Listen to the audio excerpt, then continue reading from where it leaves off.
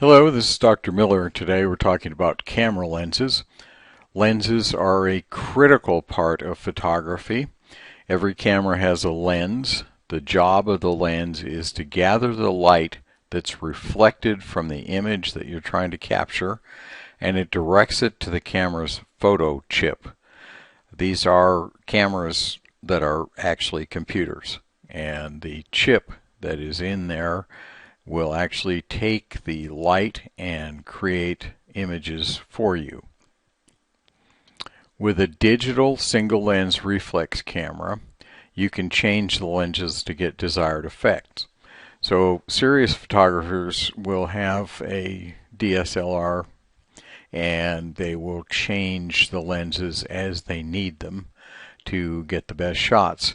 What you're seeing here is actually not a digital camera. This is one of my old film camera sets, and I had 5 lenses there. I can assure you I didn't get all of this equipment at the same time. It took me probably 15 years to pay for all that stuff. This is the part of photography that can get kind of expensive, but if you're serious about it and you enjoy it, it's well worth it. Now, lenses for the point and shoot camera or pocket cameras are typically a zoom lens, and this lets you move the length of your lens to compose your shot using some type of a lever device that brings the lens literally in and out of your camera. The standard lens is essentially what we see with our naked eye, just looking out. The standard lens for a digital single lens reflex is typically a 50 millimeter, maybe a 55 millimeter. With most point and shoot cameras, when you turn it on, you're not actually looking at the standard view. You're actually looking at a bit of a wide angle view, maybe a 35 millimeter or 40 millimeter. So to get to the standard view, you actually have to zoom it out a little bit.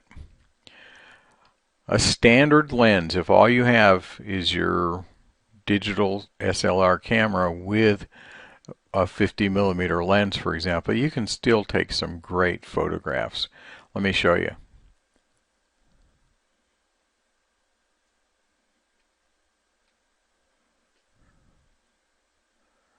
These were all taken with a 50 millimeter lens. The wide angle lens is one that lets you see more of the scene that's in front of you. So the wider the lens, the more you see. Kind of think of it in terms of side to side. Now, what happens when you are looking through a wide angle lens is the wider you are, the greater sense of distortion is. So objects appear to be further apart than they actually are. Common millimeter lengths and focal lengths, or how we measure lenses, would be 35, 28, 24 millimeters. There are wide angle lenses that go way down like to 10 and even 8 millimeters, but those are very specialized and expensive lenses that only professional photographers were using. If I were just to have one lens in the wide angle side, a fixed lens, in other words one that doesn't zoom, I would probably recommend a 28. Here are some photos from wide angle lenses, and you can see this is the great expanse. We can see this whole panorama out there in front of us with a wide angle lens. When we have objects that are closer, there is a sense of distortion, and we'll talk about that more, but that can actually work in favor of you. As you can see in this photograph of a bell, there is sort of a bulging or barrel type of distortion that we can see. The long focus or telephoto lens, and the reason we call it a long focus lens is there's a technical difference between a long focus and a telephoto, and we don't need to go into it because it's pretty much just technical. And so I'm going to use the terms long focus or telephoto pretty much interchangeably. But what these lenses do is, because they are longer in focal length, they actually are magnifying what's out there. It narrows the field of view, but it brings it closer through magnification. Now, the distortion we get in here is a perspective distortion, especially front to back.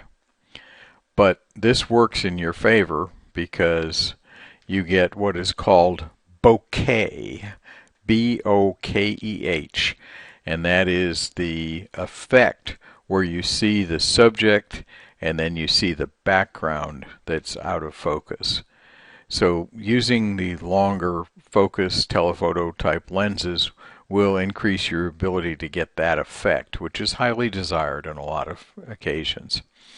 Now, there are some ridiculously long telephoto lenses, and this photographer over here on the right has one that's probably at least 600 millimeters long. I have a friend that has a lens similar to this one, and I believe it cost over $15,000.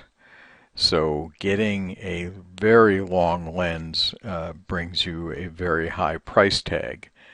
If you're serious about photography, that's the direction you'll go, but you'll have to save your money to get some of it. Here are some photos from long focus lenses.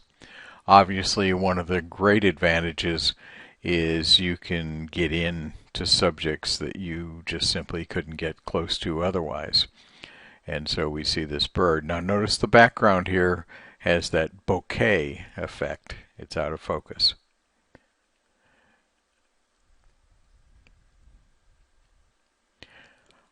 Long focus lenses are actually great for portraits because the distortion is front to back.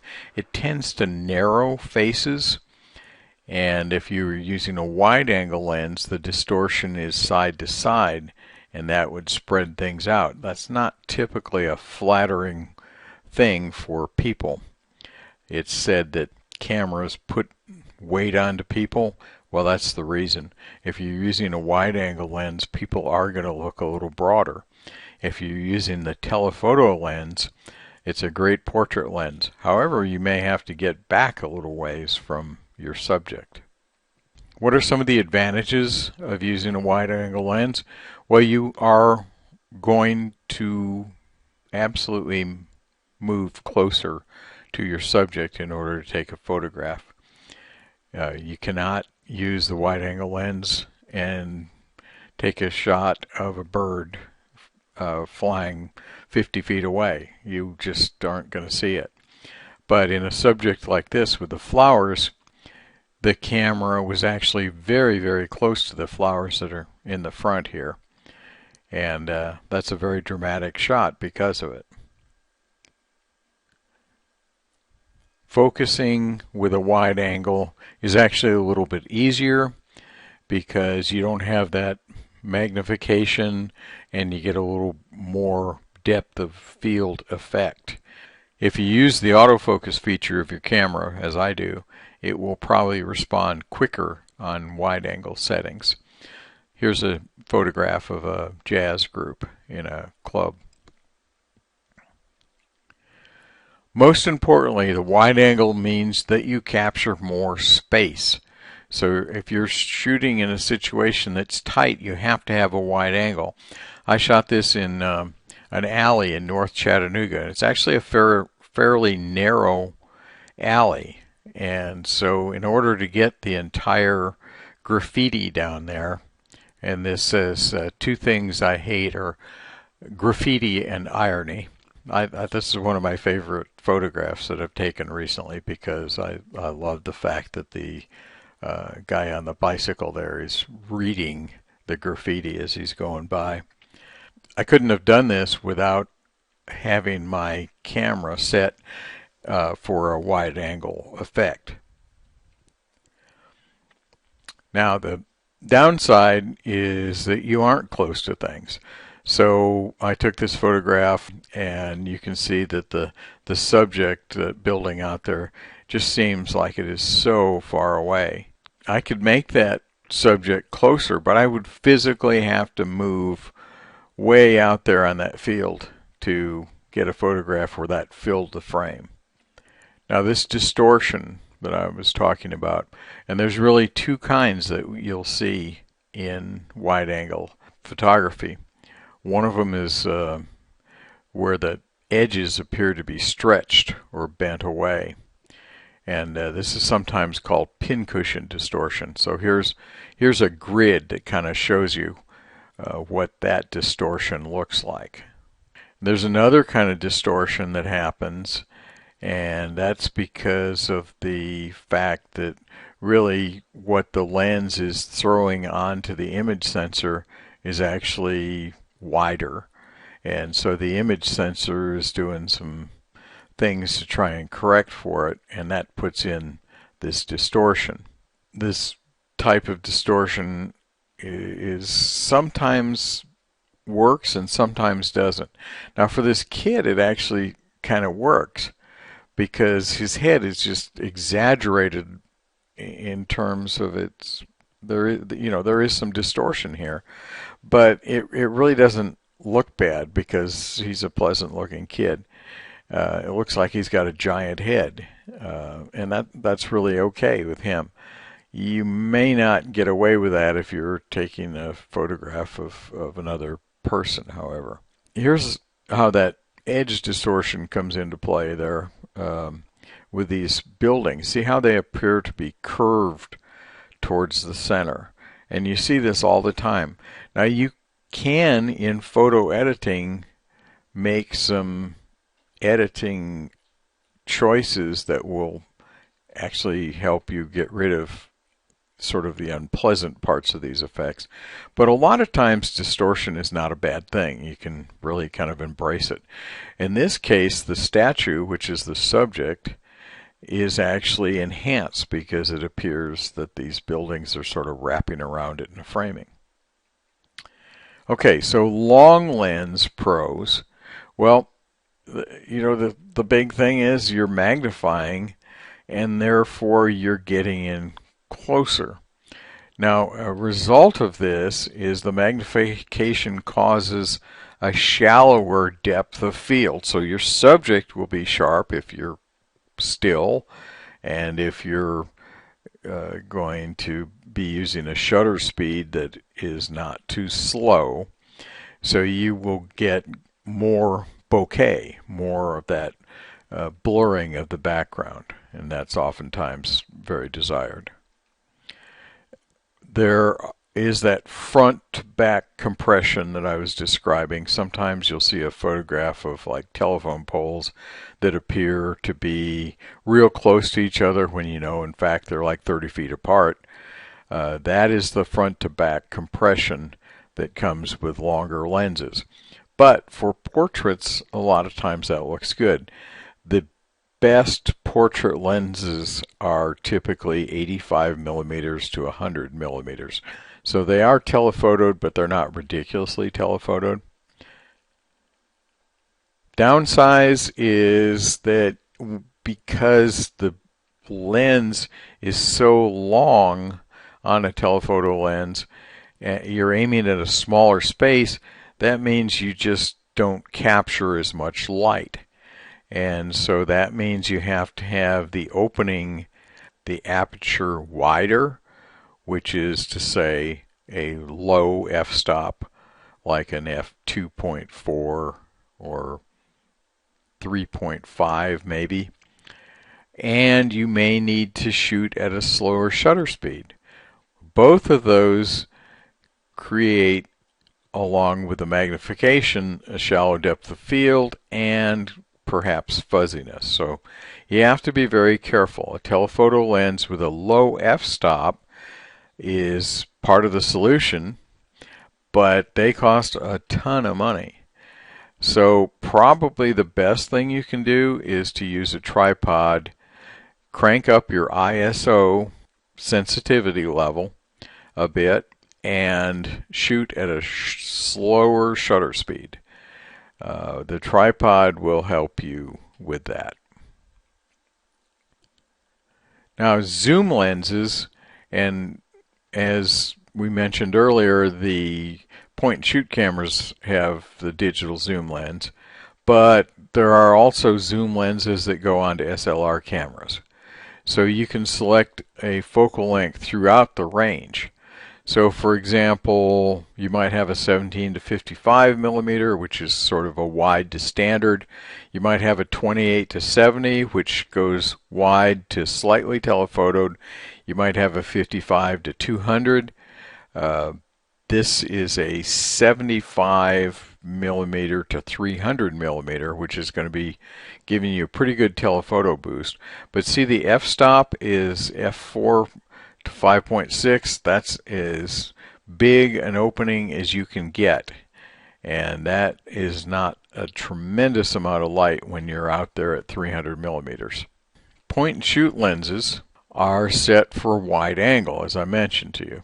You can control the zoom effect. There's a lever somewhere on there, and when you extend the lens, as you can see on the bottom camera on the left here, then you're more telephotoed. Some cameras actually have a digital zoom, and remember, these are computers, so what they're doing is they're computer enhancing the zoom.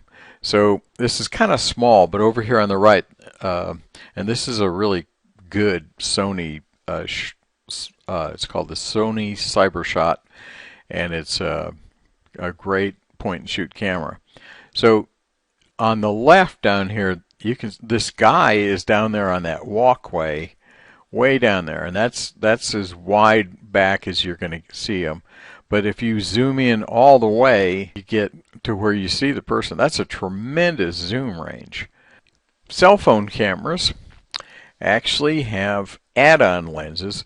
Now, I take a lot of photographs using my iPhone, and if you know how to use it, you know that you can actually do a zoom by kind of swiping your fingers on it in a certain way, and that zooms it in a little bit. But you can also take add-on lenses.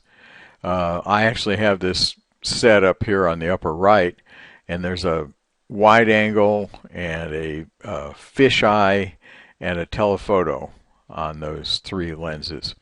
There are also just separate lenses you can buy for your iPhone or other digital camera. This one on the bottom here is I think it's less than $25 for it, but it's a couple 100 millimeter lens that you can put onto your iPhone. So you can take pictures with it, but you'll notice that it's on a tripod, and you better use one because I don't think you can hold it steady enough otherwise. So in summary, selecting the focal length for your lens from wide angle to telephoto is one of the most important options that you will select as a photographer. Let's look at this photograph right here, and we can see that there's a mountain range and there's this outcropping of rock over here on the lower left.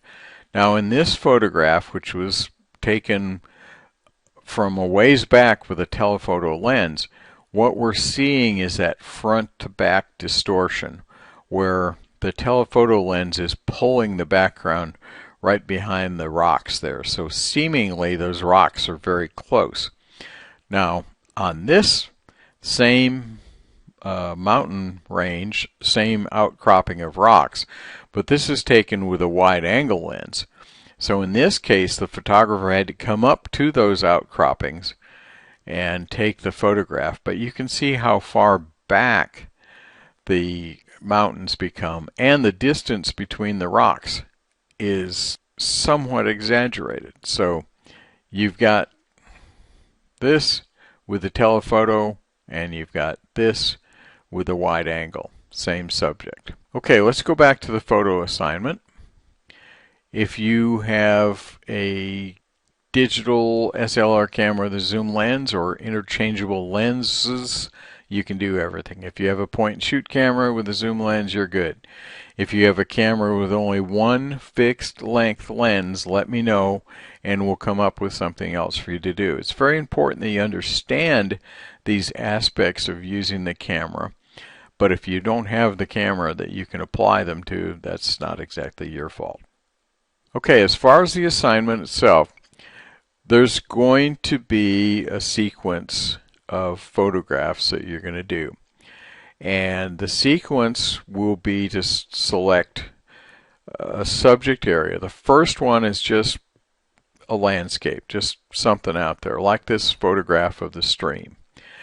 And you're going to take 3 photos. You're going to take one at the widest angle, one at approximately the standard angle, which is sort of like what your eyes see, and one at the most telephotoed, the longest focal length. So let's look at this sequence here, and this begins with a 24 millimeter wide angle lens. Now, in order to accomplish this, you're going to have to stand in the same place and take a photo and then make the adjustments on your camera to take another photo and then make the adjustments to take the third photo. If you have a tripod, and I really encourage, if you're going to get one piece of equipment for your camera, a tripod should be it, then it makes it easy because you can just set the tripod down, put the camera on it, compose your shot, and then you can make your adjustments, and they're all the shots are going to be essentially the same. But do what you can. So the widest one here is the 24 millimeter. Then we see a 35 millimeter. In the bottom you can kind of see the rectangles as we zoom in. Let's look a little closer. So now we've got the 50 millimeter at the top left. That is the standard lens. That's pretty much what your eye sees. No magnification, no wide angle. And then to the right is 100 millimeters. So now we're starting to get some telephoto. Let's go back to 24, 35, 50, 100, and now we're getting more telephotoed. So we've got 200 millimeters, and finally we have 300 millimeters. So that gives you the sequence. Okay, one wide, one standard, one telephotoed. Now you're going to do this 3 times. You're going to do it with just a landscape. You're going to do it with something out there where there's an actual subject that you're going to zoom in on. And then the third one you're going to do is you're going to get somebody to stand and you're going to do the sequence with them. You do not move, they do not move. You just change your lenses and take the picture of the person using the wide, the standard, and the telephoto. Then the final thing is you're going to select a subject, and a person is a good subject. You might have them sit down, but they need to stand more or less still. What you're going to do is you're going to select that subject, and you want to keep that subject, whether it's their head or possibly could be a still life, birdhouse or something or other. And you will move though, because when you do the 28 millimeter lens, you're up pretty close to the person. But to do 50 or 100 millimeter, you're going to have to walk back. So remember how much they filled up on the wide angle lens. Walk backwards, keeping in line so everything lines up like you had your first shot. Then take it again with the head of the person or the subject the same size, and then go back again. So if you do 28, 50, and 200, for example, that would be fine. What you are learning as a photographer is to use these different adjustable elements, and these include f-stop or aperture. These include shutter speed. These include ISO, or your sensitivity of your camera to the light. And now we're adding this element of focal length and wide angle and standard and telephoto. If you have any questions, send me a message through Blackboard and I'll get to it when I can. And good luck and good shooting.